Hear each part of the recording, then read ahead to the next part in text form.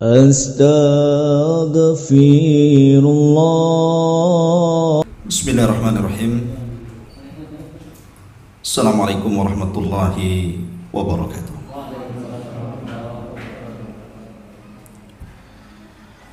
Bihamdillahi wassalatu wassalamu ala rasulillah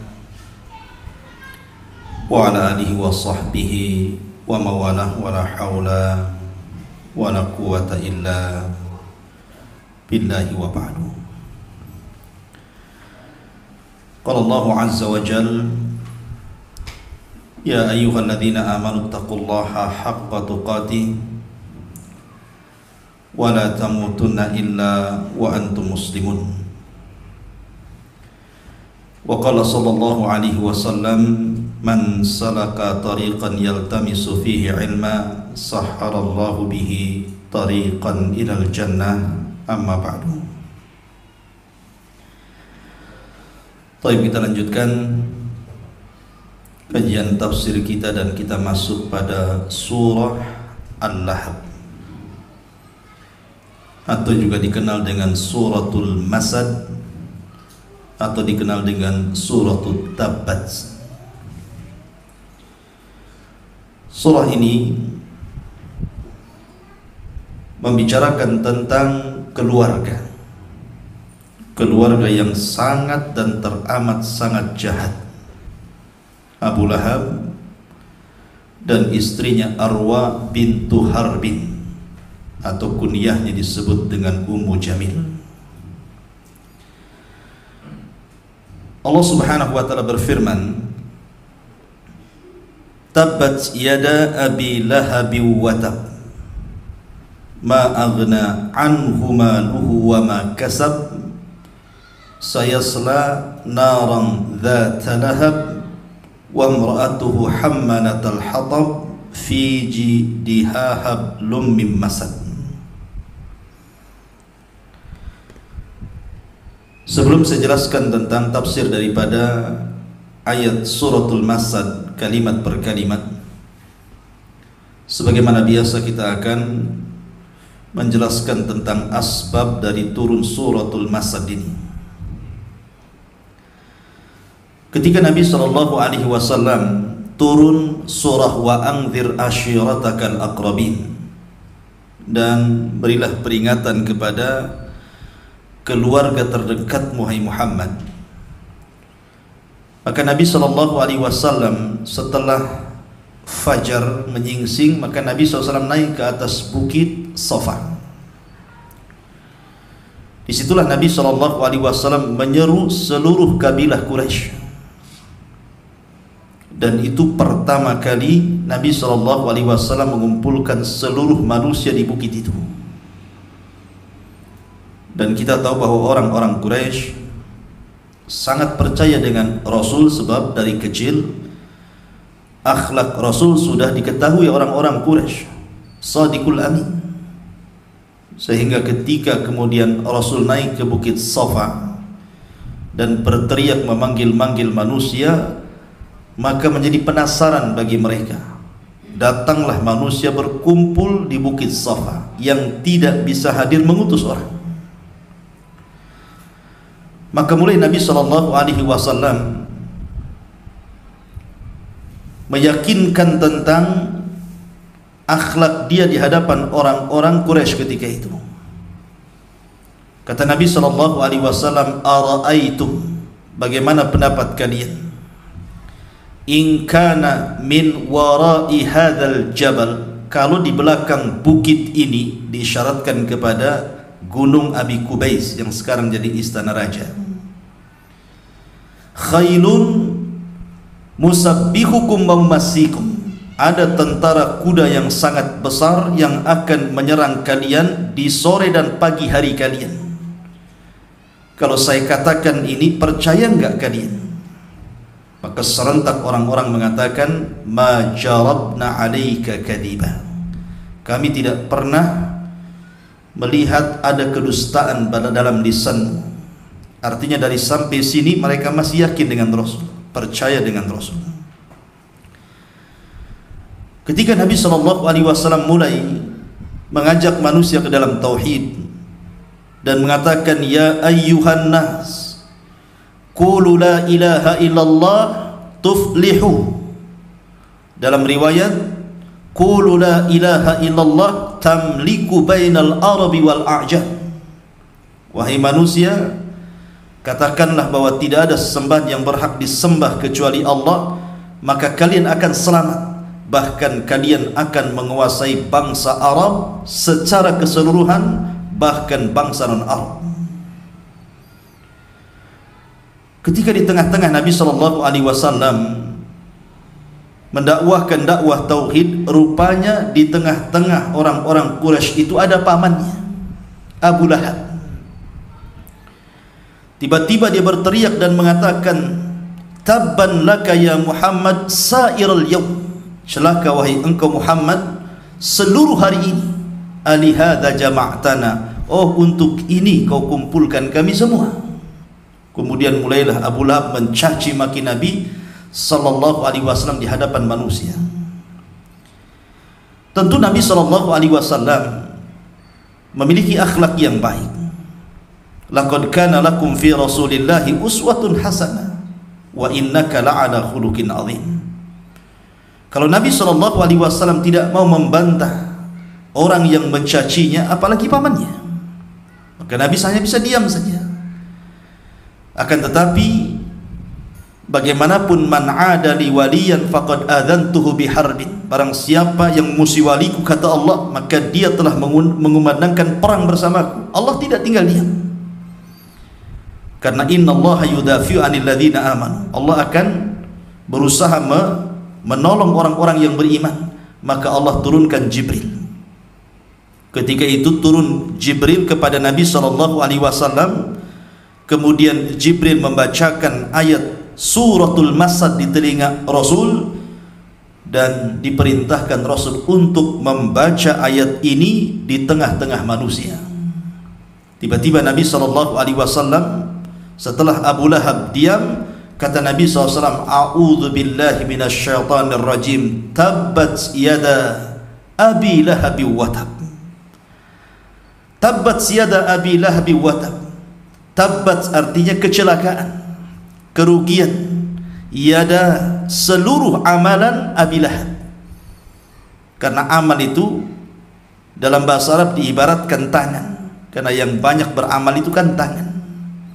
Artinya seluruh amalan Abi Lahab dari atas kepala sampai kaki, tabat, semuanya hancur. Subhanallah. Kalimat tabba itu kalimat mukjizat bahasa Arab. Termasuk mukjizat bahasa Arab itu adalah kalimat tabba. Bagaimanapun antum membalik kalimat itu artinya sama. Antum mau baca tabba, antum mau baca batta, sama saja artinya. Karena tabba artinya khasir, kerugian. Kalau tabbat artinya juga sama. Jadi mau dibolak-balik pun sama saja artinya. Kecelakaan, kerugian, seluruh amal Abi Lahab. Watab, di sini ada penguat, dan pasti rugi. Ma'agna anhu maluhu wa ma kasab. Ma'agna, tidaklah bermanfaat bagi Abi Lahab hartanya dan seluruh keturunannya. Sayasla naran dzata lahab, bahkan dia akan dimasukkan ke dalam api yang menyala. Wa imra'atuhu, dan wanita Abi Lahab, istrinya Arwa bintu Harbin, juga sama. Hammalatal hatab, pembawa kayu bakar. Fi jidiha hablum mim masad, yang di lehernya terdapat sabut dari kelapa. Ma'asyiral muslimin yang dimuliakan Allah Azza wa Jalla, ketika Nabi SAW membacakan ayat ini kan ayat yang pertama kali didengar oleh orang-orang Quraisy. Sebelumnya orang-orang Quraisy tidak pernah mendengar Al-Quran. Inilah surat pertama yang didengar oleh orang-orang Quraisy masalahnya. Dan orang-orang Quraisy menyangka bahwa Nabi SAW sedang membacakan penggalan syair, bukan Al-Quran, karena mereka tidak pernah mendengar Quran. Disangkanya itu penggalan syair. Dan syair dalam dunia Arab ketika itu suka dinukil-nukilkan. suka dibaca, suka dibicarakan. Maka syair itu kalau di sekarang itu sama dengan media, sama dengan YouTube, sama dengan televisi, sama dengan radio. Itulah media. Jadi kalau orang kemudian merangkai syair, maka syair itu akan mudah untuk dihafal kemudian menyebar kemana-mana. Maka kemudian setelah Nabi SAW membacakan ayat ini, langsung dihafal manusia. Bubarlah manusia. Akhirnya mereka membaca surah Tabbat di rumah-rumah mereka, di pasar-pasar mereka, di perkumpulan mereka. Celakanya mungkin seorang musafir yang dari jauh ke Mekah kemudian hafal, kemudian pulang membaca lagi pula di rumahnya. Bayangkan bagaimana Abu Lahab dihinakan di permulaan.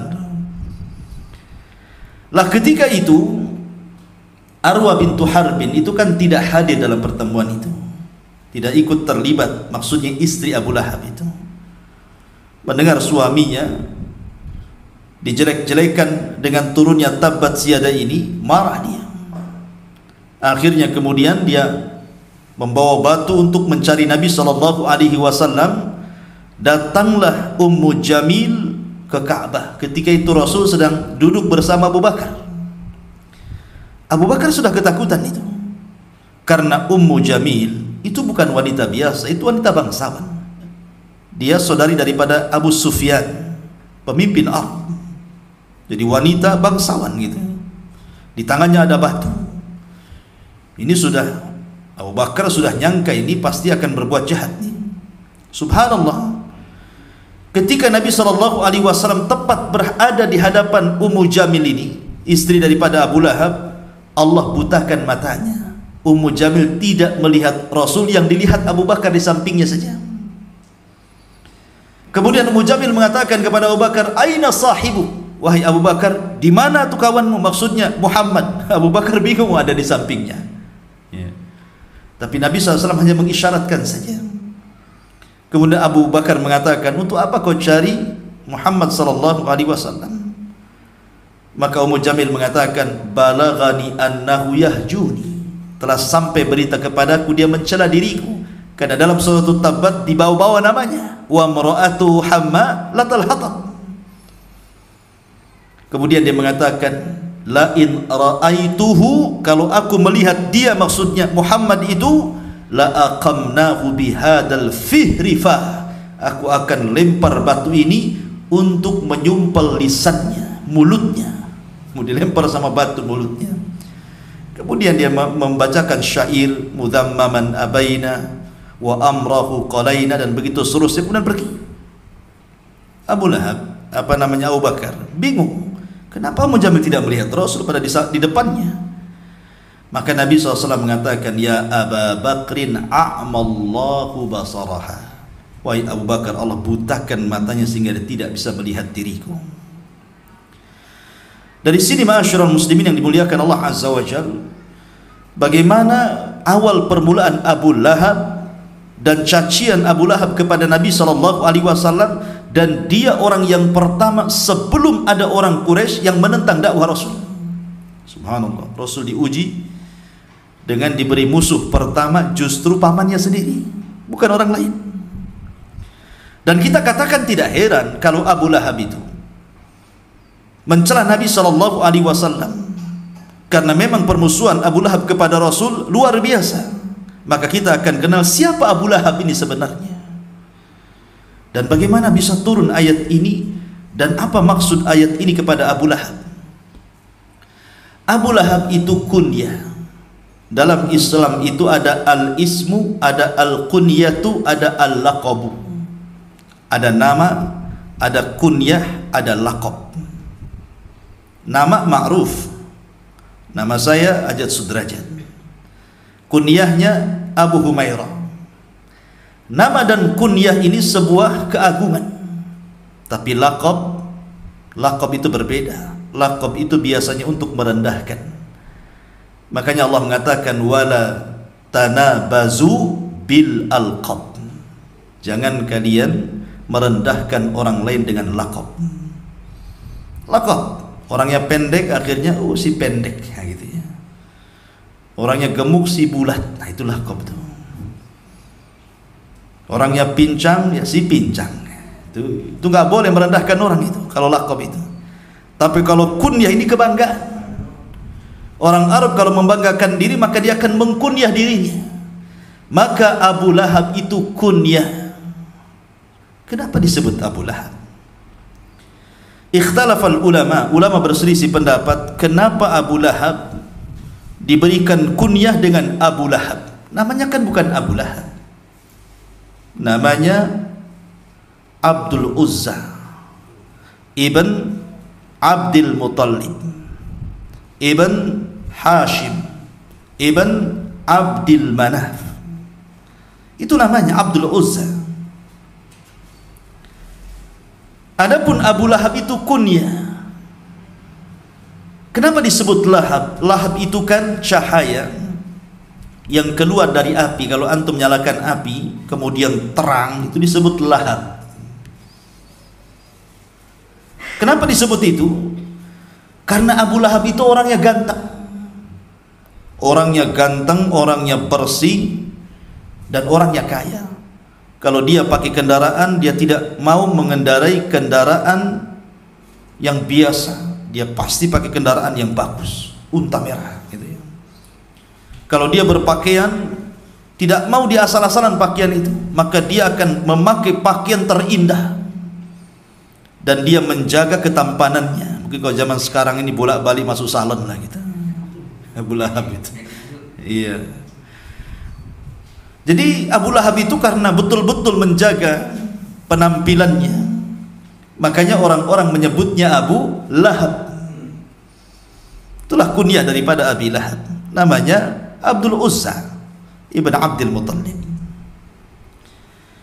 Paman Nabi SAW itu semuanya 10. Paman Nabi SAW itu semua 10. Dan 10 ini putra daripada Abdul Muttalib. Banyak anaknya Abdul Muttalib, 10 orang. Dan ada kisahnya. Jadi Abdul Muttalib itu disebut sahibu ma'i Zamzam. Abdul Muttalib itu adalah pemilik air Zamzam. Karena ketika Abdul Muttalib ini tidur di sekitar Mekah, tiba-tiba bermimpi. Dalam mimpinya dia melihat burung sedang mematuk-matuk pasir di tengah padang pasir.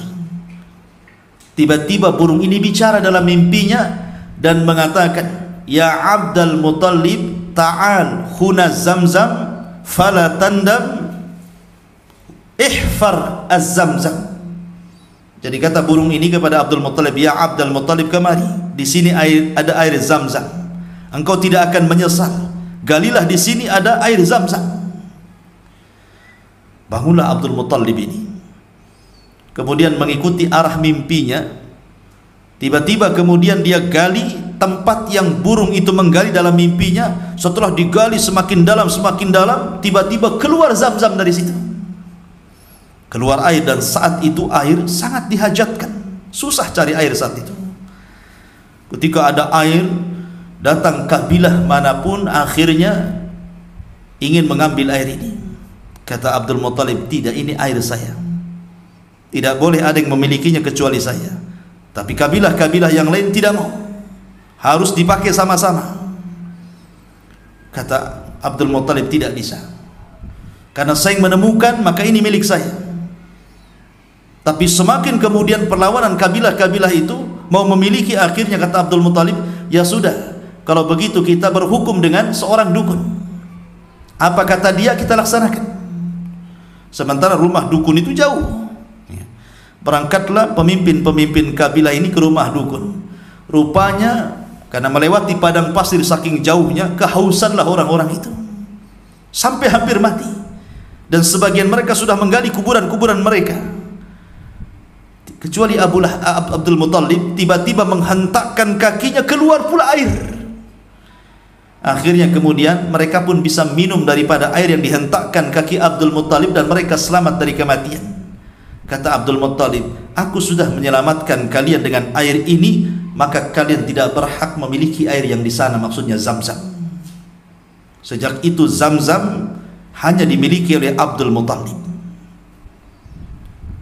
Lah akhirnya kemudian Abdul Muttalib takut karena sudah melihat bagaimana kabilah-kabilah ini mau mengambil Zamzam, siap perang gitu kan untuk memperebutkan air.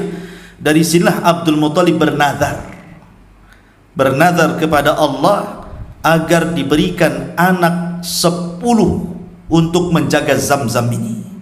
Dan dia katakan, kalau seandainya Allah berikan kepadaku 10 anak laki-laki, maka ku sembelih salah satunya. Akhirnya Allah takdirkan betul, Abdul Muttalib akhirnya punya anak 10 orang. Tapi kemudian Allah lupakan nazarnya.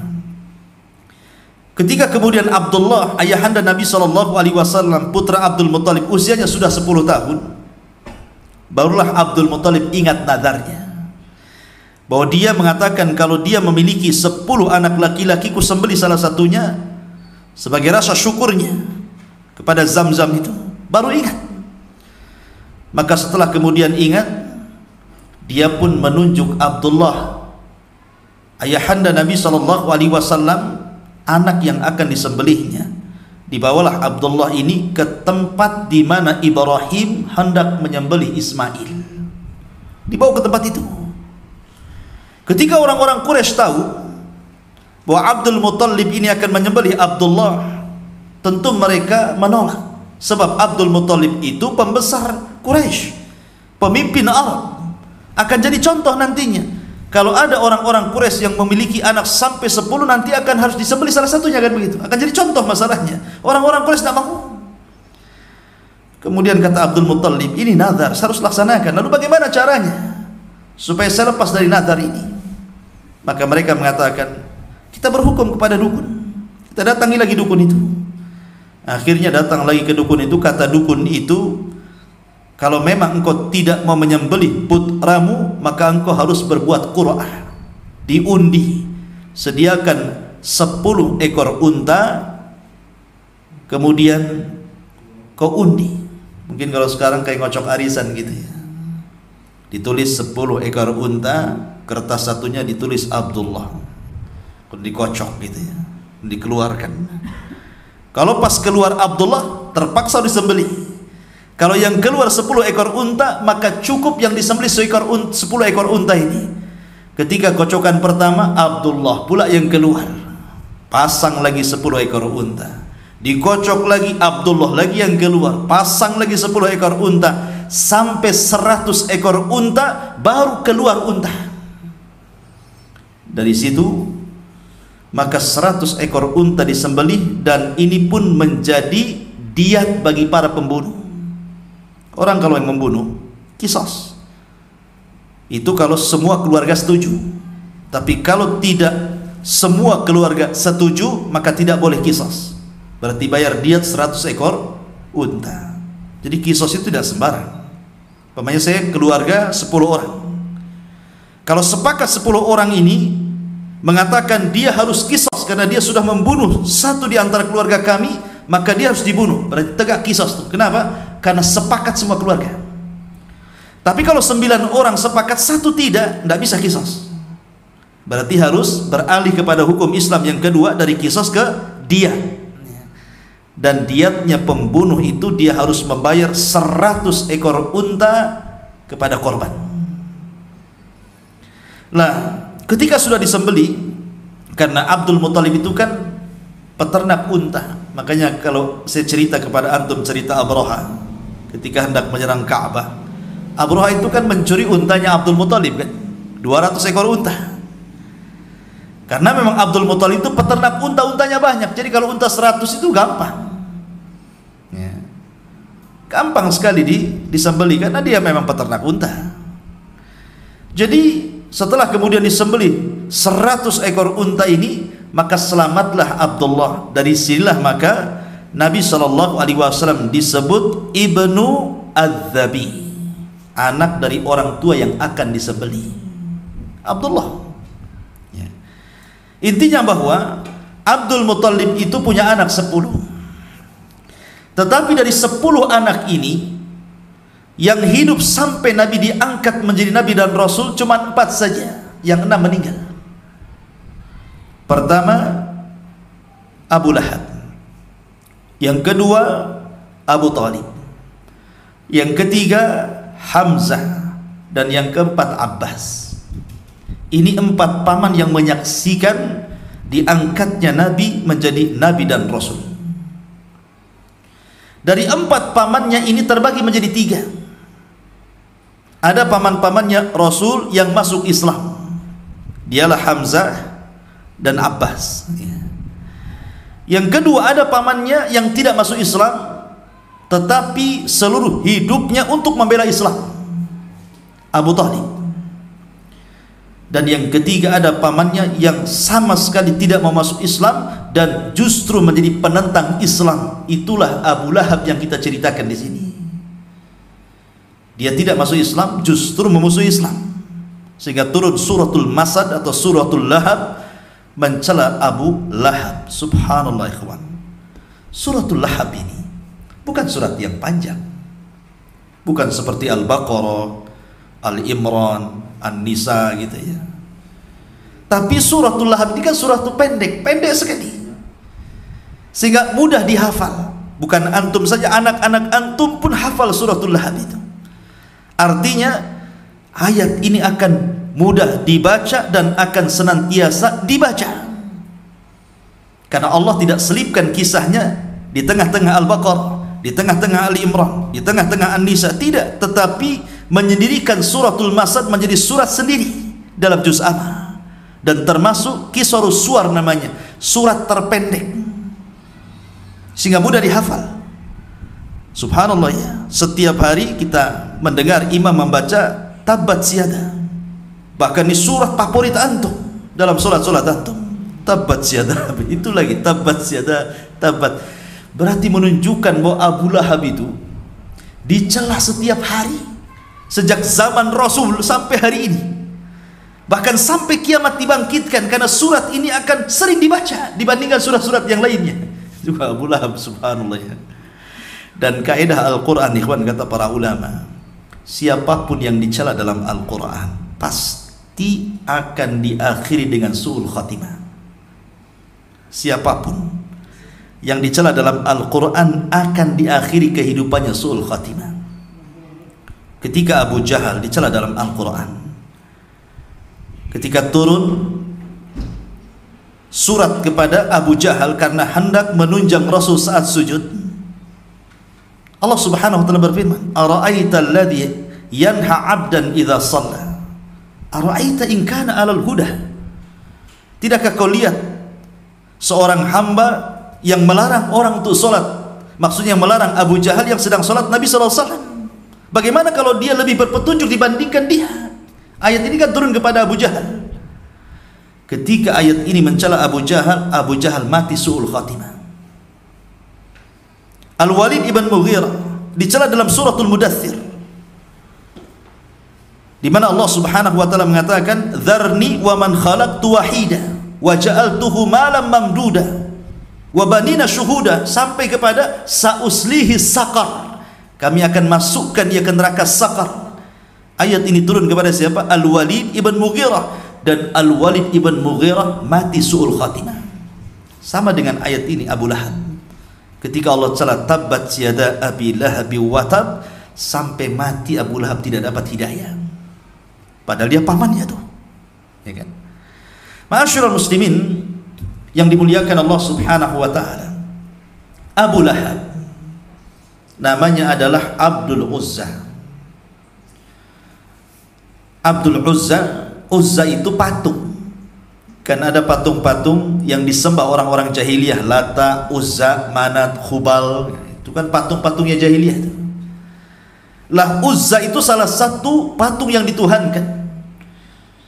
Lah nama Abu Lahab itu adalah Abdul Uzza, artinya nama kesyirikan. Makanya kenapa kemudian setelah suratul Masad turun suratul Ikhlas kan? Qul huwallahu ahad. Karena Allah Subhanahu wa taala tidak punya Uzza sebagai syarikatnya. Dan Al-Quran sendiri tidak mencantumkan nama aslinya. Allah tidak mengatakan Tabbat Yada Abil Uzza wa Tab. Harus kan begitu? Itu kan nama aslinya. Tapi Al-Quran menyebutkan kunyahnya, Tabbat Yada Abi Lahab wa Tab. Kenapa? Sebab Allah tidak mau ada nama kesyirikan dalam Quran. Karena Abdul Uzza nama syirik, hamba Uzza, sementara Allah subhanahu wa ta'ala tidak punya syarikat dengan Uzza. Walam yakun lahu kufuwan ahad. Makanya Allah tidak mau nama kesyirikan ada dalam Quran. Makanya Allah tidak menyebut nama aslinya Tabbat yada abil Uzza, tetapi Allah ambil kunyahnya Tabbat yada abil Lahab wa tab. Faedah yang kedua, ketika Allah subhanahu wa ta'ala tidak menyebut namanya, hanya menyebut kunyahnya, cerita Abu Lahab tidak sampai di zaman itu saja, tapi akan datang dan lahir Abu Lahab yang semisal dengan Abu Lahab di zaman itu sampai hari ini, bahkan sampai kiamat dibangkitkan. Abu Lahab bukan satu, Abu Lahab banyak. Yang menentang dakwah Rasul itu akan banyak. Maka siapapun yang menentang dakwah Rasul, kita katakan dia Abu Lahab. Dia Abu Lahab. Tapi kalau seandainya Allah subhanahu wa ta'ala tidak menyebutkan kunyahnya, hanya menyebutkan namanya Tabbat yada abil Uzza wa tab, berarti ketika Abil Uzza meninggal, sampai di sini ceritanya, tidak akan ada Abil Uzza lagi. Tapi ketika menyebutkan kunyahnya, maka akan lahir Abu Lahab yang semisal dia sampai hari ini, bahkan sampai kiamat dibangkitkan. Itulah faedahnya. Ma'asyiral muslimin yang dimuliakan Allah azza wa jalla, Abu Lahab ini memiliki istri namanya Arwa bintu Harbin. Arwa bintu Harbin ini sekali lagi dia saudari daripada Abi Sufyan. Saudari daripada Abi Sufyan. Abu Sufyan ma'ruf pemimpin Arab. Bahkan dia yang memimpin tentara orang-orang musyrik melawan Rasul di mana? Di Uhud. Dan menang. Menang dia. Rasul kalah. Tetapi kekalahan Nabi SAW bukan aib. Makanya ketika terjadi perdebatan antara Al-Imam Al-Baqillani dengan pemimpin Romawi, pemimpin Nasrani, pemimpin Romawi mengatakan kepada Al-Imam Al-Baqillani, apakah Nabi kalian berperang? Kata Imam Baqillani, iya berperang. Apakah menang dalam peperangan? Ya, menang dalam peperangan. Apakah juga kalah? Ya, kalah. Bagaimana mungkin Nabi kalah, katanya. Harusnya Nabi itu menang, kan ada mukjizat dia. Kata Al-Baqillani kepada Raja Nasrani mengatakan, lalu bagaimana dengan Isa? Kenapa bisa disalib? Bagaimana mungkin Nabi disalib, katanya. Dibalikkan gitu. Ya kan? Artinya menang kalah itu watilkal ayyam nudawiluha bainan nas. Hari itu kan berputar. Kadang susah, kadang senang, kadang tertawa, kadang menangis, kadang berkumpul, kadang berpisah, kadang menang, kadang kalah. Itu tabiat manusia seperti itu. Ya, bukan sebuah aib. Nah, di sini Abu Sufyan itu pemimpin Arab, orang kaya, tajir. Nah, saudarinya namanya Arwa bintu Harbin menikah dengan Abu Lahab, karena Abu Lahab sekali lagi orangnya ganteng. Ya, orangnya parlente bahasa kita. Pakai baju bagus, kendaraan bagus, karena dia kaya masalahnya. Dan di zaman itu orang kaya menikah dengan orang kaya, walaupun berbeda suku kan. Abu Lahab ini dari Bani Abdul Manaf, bukan. Sementara Arwa bintu Harbin dari Bani Mahzum, dari kabilahnya Abu Jahal. Tetapi menikah Abu Lahab dengan Arwa bintu Harbin, dan dua-duanya menjadi musuh Nabi SAW, bahkan simbol permusuhan antara syirik dan tauhid. Abu Lahab dan Arwa bintu Harbin. Dan tidak ada satu surat yang khusus membicarakan satu keluarga yang memusuhi Nabi SAW kecuali Abu Lahab. Tabbat yada abi lahabi watab ila akhiril ayat.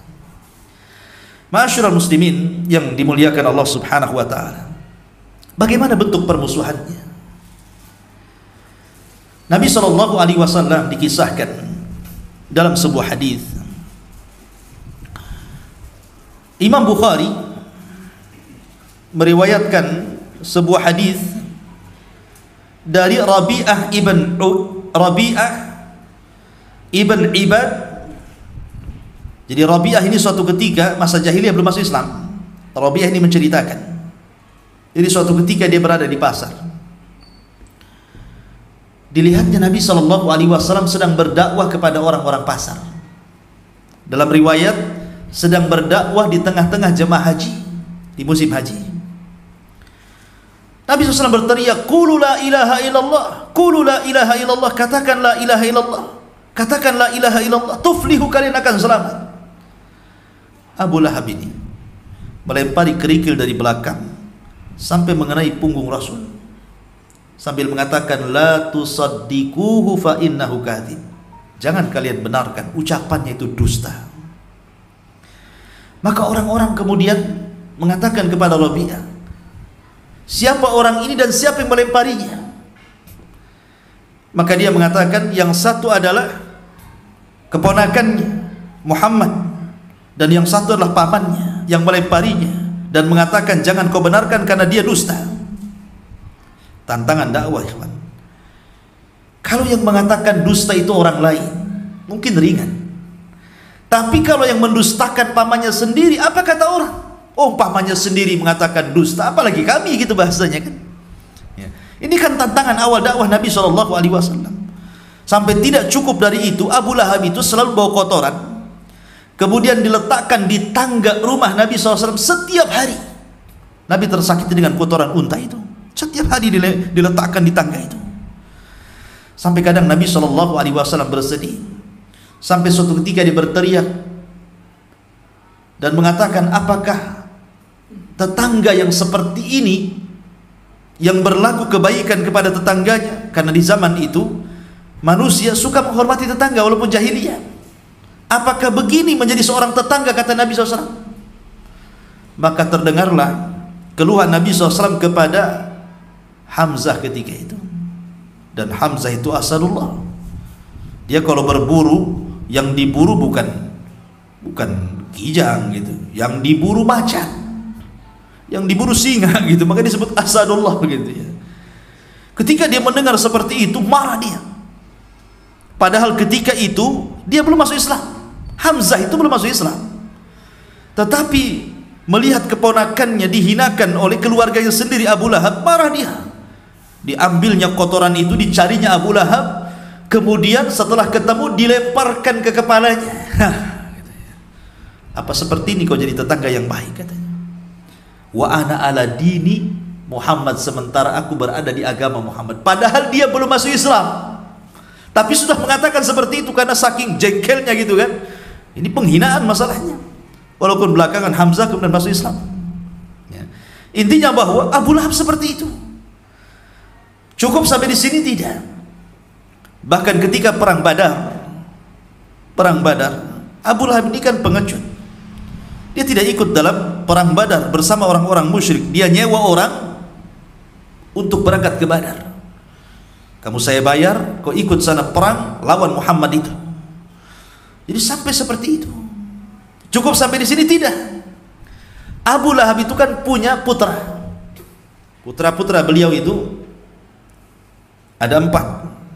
Utbah ibn Abi Lahab, kemudian Utaibah ibn Abi Lahab, kemudian Mu'tab ibn Abi Lahab, dan yang terakhir perempuan namanya Dzurrah bintu Abi Lahab.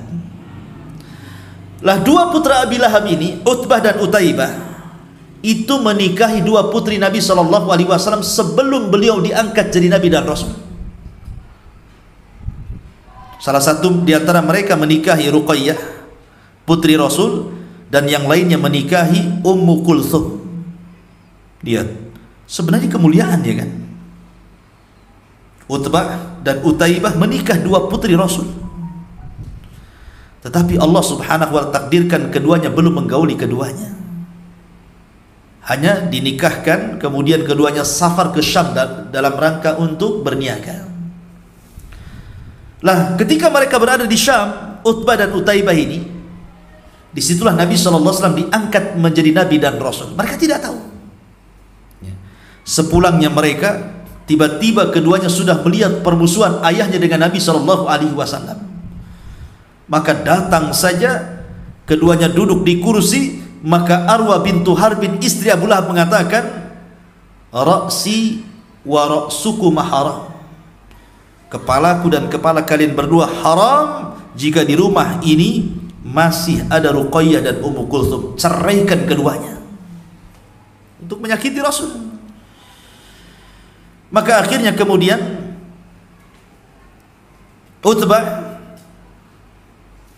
Utaibah mengembalikan mengembalikan Ummu Kulthum kepada Nabi sallallahu alaihi wasallam dan menceraikannya. Tapi Utbah ini dia agak sangar sedikit. Dia ingin menunjukkan supaya bangga di hadapan bapaknya. Dia datang kepada Nabi sallallahu alaihi wasallam dan mengatakan, "Ya Muhammad, aku ceraikan putrimu." Setelah itu kemudian dia meludahi Rasul dari jarak dekat. Tapi ludah itu tidak kena. Meludahi seorang nabi, ikhwan, ini sebuah jarimah, kriminal. Maka Nabi SAW murka, kemudian berdoa kepada Allah, Allahumma sallit alaika kalbun min kilabik. Ya Allah, utus kepada orang ini anjing dari anjing-anjingmu, kata Rasul. Oh, bayangkan, Nabi kalau sudah berdoa mustajab. Pulanglah Utbah ini bercerita kepada ayahnya bahwa dia didoakan oleh Nabi SAW bahwa Allahumma sallit alaihi kalbun min kilabi. Ya Allah, utuslah kepada orang ini anjing dari anjing-anjingmu. Mendengar ini Abu Lahab ketakutan tuh, karena dia tahu bahwa doanya Rasul pasti mustajab tuh, walaupun dia masih jahiliyah. Maka keesokan harinya ketika hendak berangkat ke Syam berdagang, dia kumpulkan kawan-kawannya dan dia terngiang dengan doa Nabi SAW dan mengatakan, jaga putraku. Seolah-olah dia yakin. Berangkatlah orang ini ke Syam. Dan Allah takdirkan ketika sampai di perbatasan Syam, mereka sedang istirahat di bawah pohon. Ketika Utbah bangun, rupanya ada singa di hadapannya, langsung kemudian menerkamnya sehingga terputus kepala dari badannya. Sehingga ketika singa itu menerkam lehernya, dia sempat berbicara dan mengatakan, qatalani Muhammad katanya.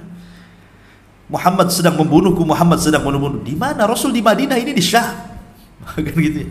Tapi begitulah ikhwatu fillah azab Allah Subhanahu wa taala, siapapun yang menghina Rasulnya, menghina walinya, maka Allah Subhanahu wa taala kumandangkan perang bersamanya. Tabbat yada abi lahab wa tab. Ma aghna anhu maluhu wa ma kasab. Tidak bermanfaat hartanya, wa ma kasab, dan apa yang ia usahakan dari anak-anaknya. Begini ikhwan, sirru tughyan, rahasia orang bisa berbuat zalim, ataupun rahasia orang bisa berbuat jahat ataupun melampaui batas, itu salah satunya karena harta. Makanya Allah mengatakan, kalla innal insana la yatgha an ra'ahu istaghna. Manusia itu mudah melampaui batas, melakukan kezaliman apabila Allah lebihkan dia dari harta. Orang kalau sudah banyak fulusnya, gitu ya, orang kalau sudah banyak uangnya, kaya raya, pasti congkak dia, pasti sombong. Apalagi kemudian mendapatkan pangkat, jabatan dan kedudukan, makin sombong. Itulah rahasia kejahatan orang itu ada di harta. Makanya Rasul mengatakan, malun saleh li rajulin saleh. Harta yang baik itu kalau yang megang orang baik, sama dengan harta yang buruk itu kalau yang memegang orang jahat. Maka harta itu siapa yang memegangnya?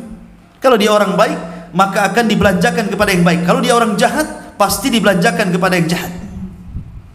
Abu Lahab ini seluruh kekayaannya digunakan untuk memusuhi Nabi SAW.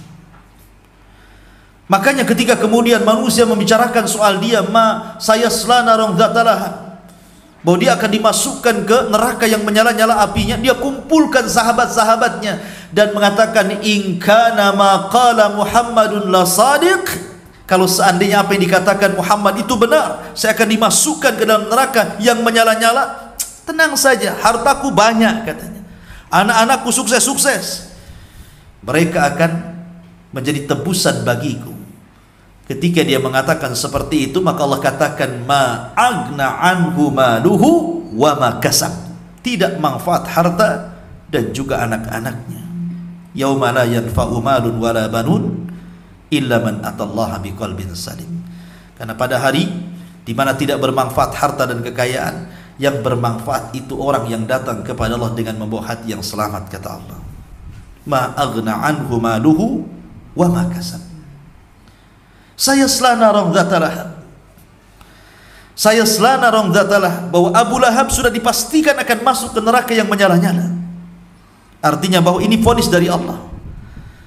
Maka ketika kita katakan Abu Lahab di neraka, boleh, karena Allah yang mengatakan sayasla naran dzata lahab. Tapi orang-orang yang tidak diponis, jangan kemudian kita ponis, ya, karena memfonis orang masuk neraka bukan hak wewenang kita. Makanya di zaman Bani Israel ada dua orang bersaudara, yang satunya ahli ibadah, yang satunya ahli maksiat. Yang ahli ibadah tiap hari ngasih nasihat, tobatlah kau udah kelamaan maksiat, katanya. Tetapi dia tidak mau tobat juga.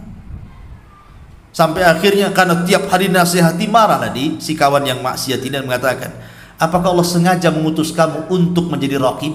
Maksudnya mengawasi aku terus, gitu ya. Sampai pada waktunya orang yang baik ini terpleset lisannya dan mengatakan, illam tatub, kalau kau tidak bertobat, wallahi demi Allah, bersumpah pula dia kepada Allah, la yaghfirallahu lau aw la yunjika minan nar. Allah tidak akan mengampuni dosamu, bahkan Allah tidak akan keluarkan kamu dari api neraka. Memponis orang dengan neraka dia, ya. Akhirnya keduanya meninggal. Yang ahli ibadah Allah masukkan ke neraka, yang ahli maksiat Allah pula masukkan ke surga. Kenapa? Karena yang ahli maksiat sebelum meninggal dia bertobat. Yang ahli ibadah dia tidak mencabut kata-katanya yang melewati batas takdir Allah Azza wa Jalla. Akhirnya dia masuk ke neraka gara-gara dosa lisannya. Enggak boleh kita memponis orang masuk neraka, karena itu ponis itu hak Allah. Sama dengan mengatakan fulan kafir, tidak boleh, kecuali yang dikafirkan oleh Al-Quran dan Sunnah. Seperti Al-Quran mengatakan Yahudi kafir, ya kita katakan Yahudi kafir. Seperti mengatakan Nasrani kafir, ya kita katakan Nasrani kafir, karena Quran yang mengatakan lam yakunil ladzina kafaru min ahlil kitab, kan itu. Tapi kalau Quran dan Sunnah tidak mengkafirkan, jangan coba-coba mengkafir kafirkan orang, karena manhaj kita bukan manhaj takfir. Maka ketika Allah mengatakan sayasla naran dzata lahab, maka kita katakan Abu Lahab di neraka, nggak apa-apa, karena ada ayatnya, ya. Kemudian Allah mengatakan wa mra'atuhu hammalatal hatab. Arwa bintu Harbin itu kan istri daripada Abu Lahab, tapi Quran tidak menyebutkan wa zaujatuhu. Harusnya kan wa zaujatuhu. Istri dalam bahasa Arab itu zauja. Kalau imra'atun itu wanita, wanita bisa siapa saja, ya. Kenapa Al-Quran mengistilahkan dengan kalimat imra'ah, bukan zauja? Tentu ada maksudnya. Sama ketika Allah Subhanahu wa ta'ala menyebutkan istri Lut dan istri Nuh menggunakan kalimat imra'ah. Daraballahu masalan lilladzina kafaru ra'ata Nuhin wa ra'ata Lut. Tidak disebut zaujatun Nuh atau zaujatul Lut, kan? Kenapa? Karena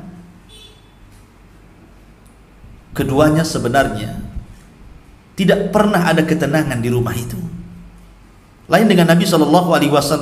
Kul ya ayyuhan nabi kul li azwajika wa banatika wa nisa'il muslimin, kan itu ya. Katakan kepada azwaj, istri-istrimu, bukan kepada wanita, bukan begitu.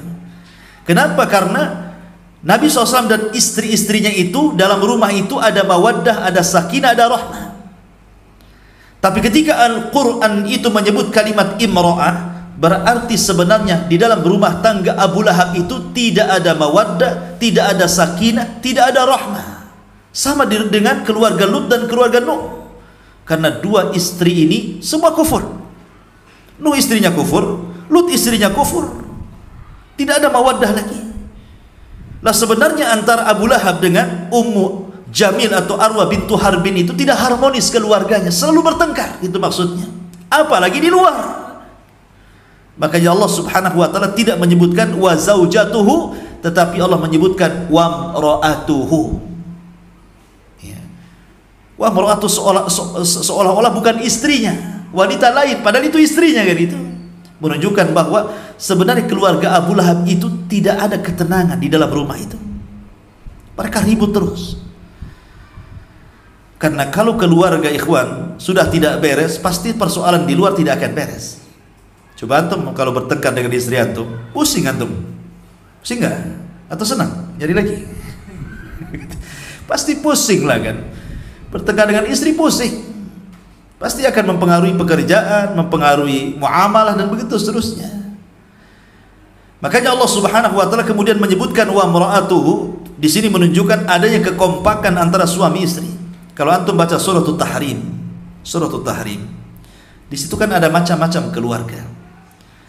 Ada keluarga itu istrinya baik, suaminya jahat. Seperti Asia bintu Muzahib, istrinya baik, tapi suaminya Fir'aun, jahat. Kemudian yang kedua ada terbalik, suaminya baik, istrinya jahat pula.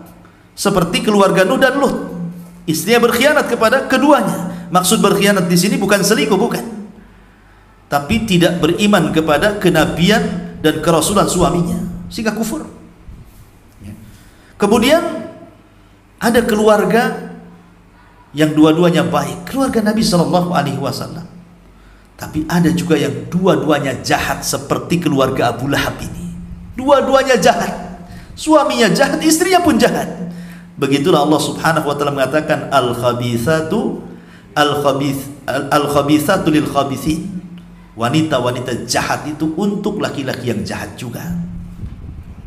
Tapi laki-laki yang baik untuk wanita yang baik. Wat-tayyibina lit-tayyibat, wat-tayyibat lit-tayyibin, gitu. Dibolak-balik, lupa saya. Yang jelas bahwa Allah mengatakan wa mar'atuhu hammalatal hatab. Dan istri Abu Lahab maksudnya Arwa bintu Harbin, atau kunyahnya Ummu Jamil, adalah pembawa kayu bakar. Ada yang mengatakan bahwa kalimat pembawa kayu bakar ini dibawa kepada makna hakikat, ada juga dibawa kepada makna majaz. Adapun dibawa kepada makna hakikat, memang dia nyuruh orang untuk mengambil pohon-pohon yang berduri, seperti pohon bidara itu kan banyak durinya tuh. Pohon bidara itu durinya banyak. Dan di zaman itu jarang orang pakai sandal. Sandal itu mahal di zaman itu. Mereka kalau pakai sandal itu untuk safar saja. Jadi kebanyakan mereka nyeker gitu. Sama ketika antum masih kecil, masih SD lah kan itu. Kadang-kadang lebih sayang sepatunya dibandingkan kakinya, dijinjing gitu. Gitu kan? Jadi ini mana nih, lebih sayang sepatunya daripada kakinya. Kalau becek itu kadang-kadang dilepas, dijinjing pula gitu. Kakinya gak sayang dia lebih sayang sepatunya. Nah di zaman, apalagi di zaman Rasul gitu kan, sandal sepatu itu sesuatu yang sangat berharga sekali. Sehingga kalau umpamanya berjalan itu tanpa sandal, tiba-tiba kemudian di situ ada pohon-pohon berduri di malam hari, pasti akan tersakiti dengan itu. Lah itu kerjaannya Ummu Jamil tuh, menyakiti Nabi SAW. Ataupun makna majaz, maksudnya di sini hammalatal hatab, di sini artinya kesana kemari mengadu domba, menyebarkan gosip, mungkin bahasa kitanya. Dan perempuan kalau sudah gosip itu luar biasa. Berita di sini sudah sampai ke Batam Center, dari Batam Center sudah sampai ke Batu Haji, dari Batu Haji nyebrang pula ke Tanjung Pinang. Kan begitu ya, gosipnya perempuan. Tapi zaman dulu mungkin gosipnya agak lama nyebarnya. Kenapa? Karena belum ada WA, belum ada Instagram, belum ada Facebook, ya kan. Jadi lama gitu nyebar gosip tuh, lama, dari mulut ke mulut, dari telinga ke telinga. Tapi zaman sekarang ini nggak usah nunggu minggu bulan buat gosip, nulis status langsung tersebar hari ini gosipnya itu. Subhanallah ya. Itulah yang dikatakan dalam hadis Nabi SAW, wa rajulun yakdzib hatta balagal ufuq, katanya. Seorang laki-laki yang berdusta sampai dustanya ini melambung ke ufuk sana. Kan ada yang diadab. Ketika Nabi SAW kemudian melihat adab kubur, ada orang yang kemudian diterlentangkan, kemudian berdiri orang yang membawa pisau berbentuk cerulit itu. Kemudian orang ini digantung, kakinya di atas, kepalanya di bawah. Setelah itu dimasukkan cerulitnya kan, disobek sampai ke tengkuknya. Kemudian diganti sebelah kirinya, disobek sampai ke tengkuknya. Kemudian dicongkel, matanya disobek sampai ke tengkuknya, sampai rusak wajahnya. Sehingga Rasul mengatakan, "Mahadan, kenapa azabnya orang ini? Ngeri kali," kata Rasul. Kata Jibril, karena dia ketika di dunia dia berdusta sampai kedustaannya melambung ke ufuk. Maksudnya kedustaannya itu sampai kemana-mana. Di zaman Rasul menyebarkan dusta itu tidak mudah kan, karena bagaimanapun kalau tidak ada media, hanya dari orang ke orang, mulut ke mulut kan mungkin berhari-hari baru menyebar. Tapi di zaman sekarang untuk menyebar sebuah kedustaan 1 detik kita copy paste itu sudah kemana-mana tuh ya. Jadi hadis ini memang paling cocok dengan di zaman sekarang ini dibandingkan di zaman dulu prakteknya. Kembali bahwa pekerjaan dari Arwah bintu Harbin itu adalah menyebar fitnah. Apalagi dia orang berduit, dia orang kaya, dia orang terpandang, tentu punya pasukan. Mamah nggak mungkin tidak punya pasukan. Dia bisa sanggup bayar. Tolong kau buat gosip tentang Muhammad, katakan Muhammad begini-begini. Kamu nih saya bayar. Kau ngomong begitu, mengadu domba ke sana kemari. Hammalatul hatab, pembawa kayu bakar, dibakarnya orang-orang itu supaya memburuk-burukan Nabi sallallahu alaihi wasallam. Bahkan dia punya perhiasan kalung di lehernya. Itu sampai kalung itu diambilnya, dijualnya hanya untuk membiayai memusuhi Nabi sallallahu alaihi wasallam. Makanya sebagai balasannya fi jidihahab lum mim masad. Maka di akhirat kelak akan ada sabut kelapa yang dibakar oleh api kemudian dikalungkan di lehernya. Karena al jazau min jinsil amal, ikhwan. Balasan itu disesuaikan dengan amalannya. Ketika dia menjadikan kalung sebagai modal dana untuk memusuhi Rasul, maka kelak akan dikalungkan dari api neraka oleh Allah Subhanahu wa taala. Inilah suratul Masad. Suratul Masad dan akan dibaca sampai kiamat dibangkitkan. Walaupun kemudian 3 anak Abi Lahab belakangan setelah Fathu Mekah semua masuk Islam.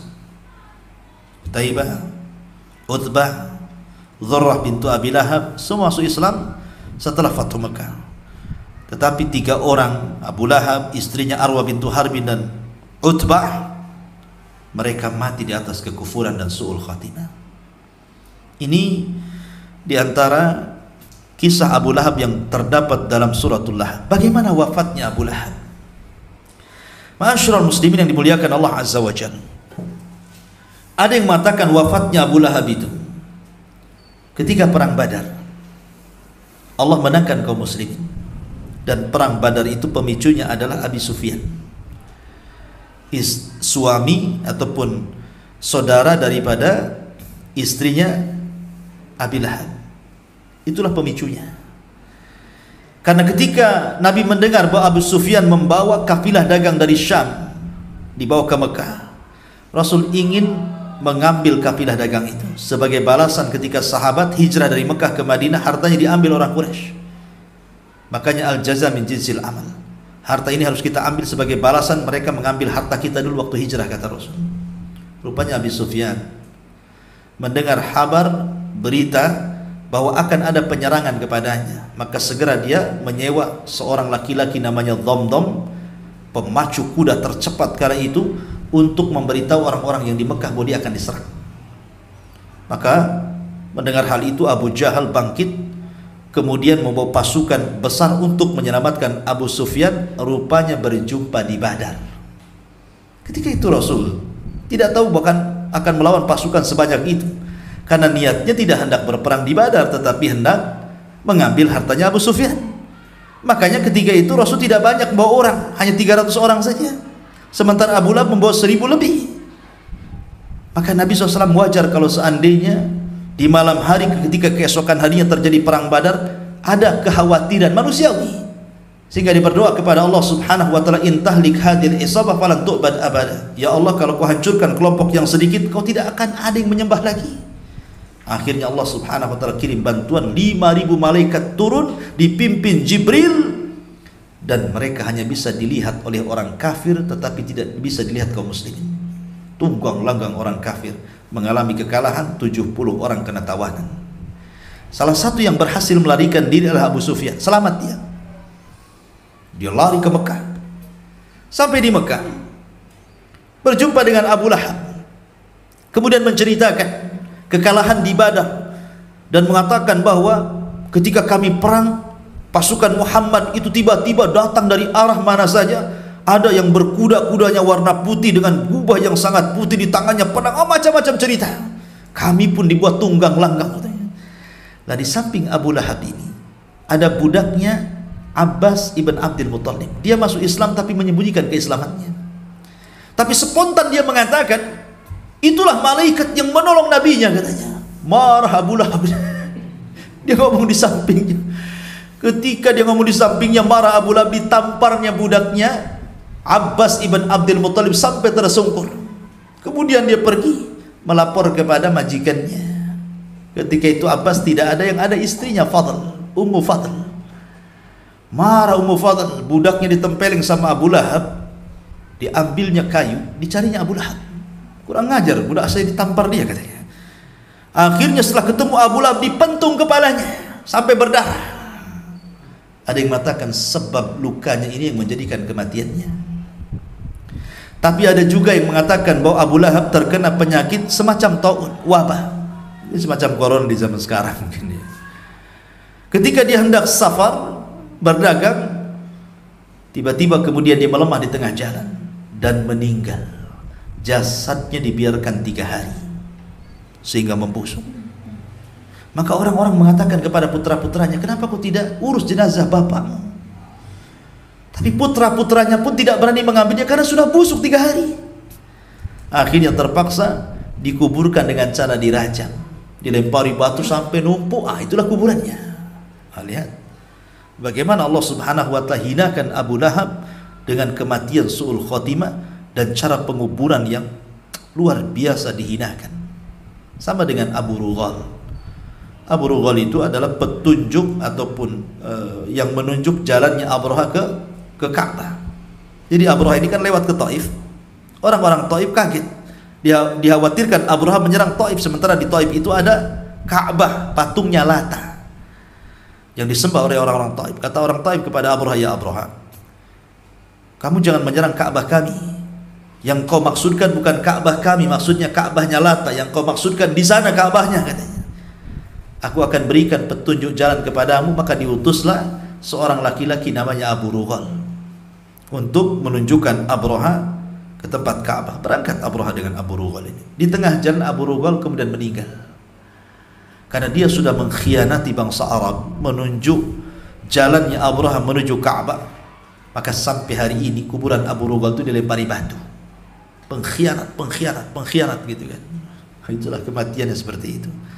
Nah, Abu Lahab itu juga sama, dikubur dengan cara dilempari batu, kayak orang dirajam ya. Maka dari sini menunjukkan bahwa betapa ngerinya kematian Abu Lahab, dan itu balasan bagi orang yang menghina Nabi sallallahu alaihi wa ala alihi wasallam. Wallahu alam. Ini di antara tafsir surah Al-Masad. Taib, sebelum saya tutup silahkan kalau ada yang mau bertanya, silahkan bertanya, baik ikhwan ataupun akhwat.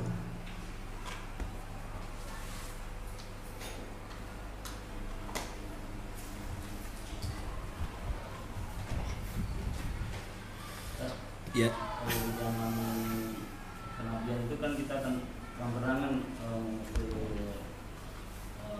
kalau zaman sekarang tuh konteksnya dengan sekarang tuh ada cara kita itu yang mirip-mirip memusuhi Rasulullah itu. Mirip Abu Lahab gitu. Ya. Ada nggak orang sekarang mirip Abu Lahab? Banyak. Ya, orang-orang yang berusaha menghalang-halangi dakwah Nabi Shallallahu Alaihi Wasallam banyak, terutama orang-orang yang mendakwahkan tauhid, orang yang mendakwahkan sunnah Rasul. Betapa banyak yang menentang, ditentangnya. Ya. dan dikatakan yang mendakwahkan tauhid dibalik seolah-olah dia pula yang mendakwahkan kesyirikan, gitu ya. Yang mendakwahkan sunnah dibalik pula seolah-olah dia yang mendakwahkan sesuatu yang menyelisih sunnah. Terkadang dicaci, dimaki, dibuat media, dijelek-jelekan, dikomentari, macam-macam. Intinya bahwa siapapun yang menghalang-halangi dakwah, itulah terwarisi sifatnya Abu Lahab. Lihat orang-orang liberal, mereka menghalangi dakwah, kan begitu, karena mereka menganggap semua agama sama, dan agama yang dibawa Nabi SAW bukan satu-satunya agama yang paling benar.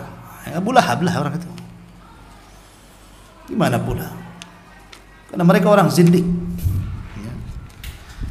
Wallahu a'lam. Bismillah, Ustaz Afwan ingin bertanya tentang mimpi Abdul Muthalib yang melihat burung mematu di padang pasir yang akhirnya digali sampai keluar air Zam-Zam. Pertanyaannya, apakah yang ada dalam mimpi itu sama dengan air Zam-Zam yang ada sejak Nabi Ismail?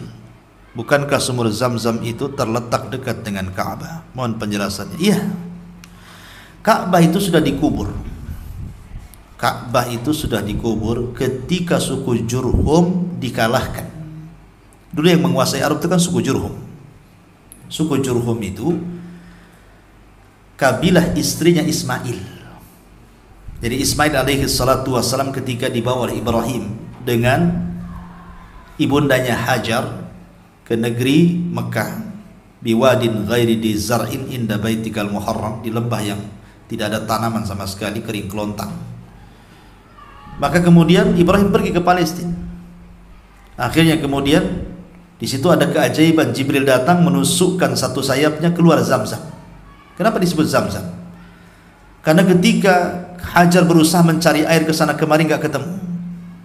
Lari ke Safa, lari ke Marwah, lari ke Safa, lari ke Marwah, sampai 7 kali, sehingga jadi manasik haji hari ini. Ketika sa'i, tiba-tiba sudah lelah mendengar Ismail menangis, dia khawatir. Rupanya di samping Ismail, persis sebelah kakinya, Jibril sudah hadir dan menancapkan sayapnya keluar air. Saking senangnya ada air, maka kemudian Hajar pun membendung air itu. Dalam bahasa Arab membendung itu artinya zam, zam, zam, zam, gitu loh maksudnya. Maka air itu disebut Zam-Zam. Ya. Jadi karena takut airnya ke sana kemari, dikumpulkan tuh. Ya kan? Saking senangnya kan, zam, zam, zam, zam. Ya, akhirnya jadi ma'u Zam-Zam. Air itu disebut Zam-Zam. Lah ketika Ismail membesar, kemudian ibundanya meninggal, maka dia menikah dengan wanita Jurhum. Wanita Jurhum itu suku yang pertama kali lewat di situ mencari air. Rupanya ada air Zam-Zam, di situ ada seorang wanita dan anak kecil. Akhirnya mereka barter dengan menukar makanan, sementara Ismail dan Hajar menukar air. Awalnya cuma barter itu saja, belakangan mereka minta izin untuk bertenda di situ. 1 tenda, 2 tenda, 4 tenda, akhirnya jadi perkampungan. Dan mereka suku Jurhum dari Yaman. Maka ketika itulah Ismail belajar bahasa Arab dari kabilah Jurhum. Makanya Ismail disebut musta'arab, bukan orang Arab tapi fasih berbahasa Arab, karena belajar dari suku Arab namanya Jurhum. Lah ketika besar menikahlah Ismail dengan salah satu putri daripada suku Jurhum itu. Tetapi karena akhlak istri pertama tidak baik, diceraikannya atas perintah Ibrahim. Kemudian menikah lagi dengan wanita yang kedua dan berakhlak saleh, dan Ibrahim mengatakan jangan kau ceraikan, ini istrimu yang kedua baik. Maka dari keturunannya sampailah ke Adnan, Adnan sampai ke Abdul Manaf, Abdul Manaf punya anak Hashim, Hashim punya anak Abdul Muthalib, Syaibatul Hamdi, kemudian punya anak Abdullah, dari Abdullah lahirlah Nabi SAW. Lah ketika itu yang menguasai bangsa Arab adalah suku Jurhum. Akhirnya suku Jurhum ini dikalahkan dengan kabilah lain. Lah salah satu untuk melumpuhkan suku Jurhum itu dengan cara apa? Sumber daya airnya itu ditutup supaya mereka tidak punya air. Karena ketika itu air berharga gitu. Maka ditutuplah oleh kabilah yang mengalahkan Jurhum itu, untuk supaya suku Jurhum tidak punya apa-apa di situ. Ditutup. Sejak itulah Zam-Zam tertutup. sampai akhirnya di zaman Abdul Muthalib.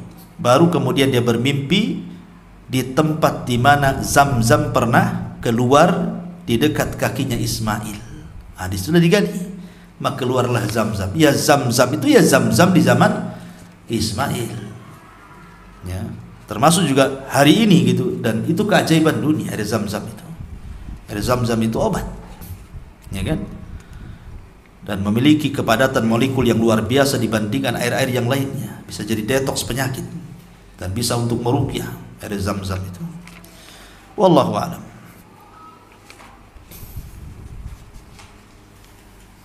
Ya. Siap. Waalaikumsalam. Iya. Enggak apa-apa.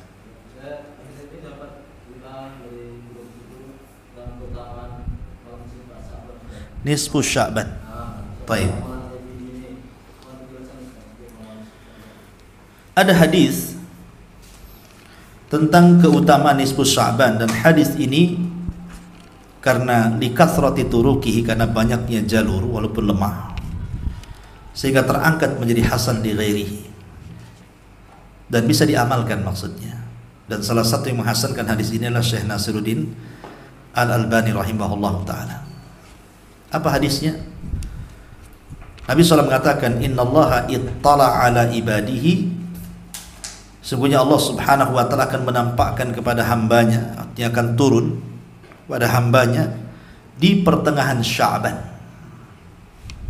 di pertengahan Sya'ban, dan akan mengangkat seluruh amalan hambanya ke langit kecuali dua manusia, musyrik wal musakhin, seorang yang menyekutukan Allah dan orang yang dalam hatinya ada kedengkian.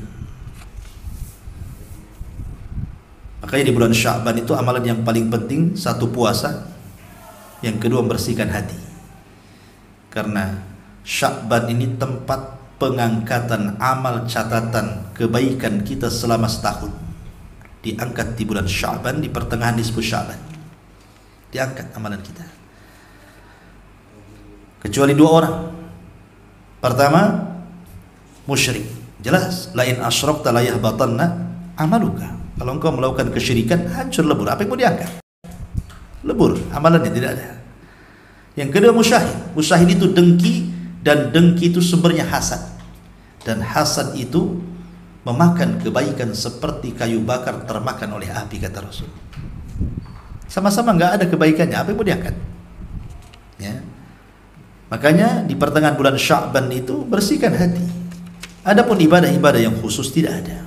Semua hadis-hadis tentang ibadah-ibadah khusus di pertengahan nisfu Sya'ban, sebagian hadisnya maudhu, palsu, sebagian hadisnya dhaif jiddan, tidak bisa diangkat, sehingga tidak perlu diamalkan. Maka mengacu kepada amalan umum. Maksudnya setiap amal kebaikan di bulan Sya'ban itu akan diangkat, sedekahnya, salatnya, puasanya, birrul walidainnya, berzikirnya, baca Qur'annya, begitu seterusnya. Amalan umum saja. Wallahu a'lam.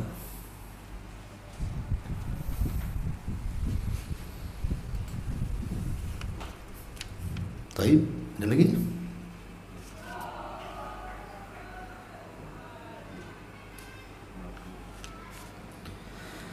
Kalau nggak ada, kita tutup. Akhwat, tak ada? Mau tanya mimpi lagi?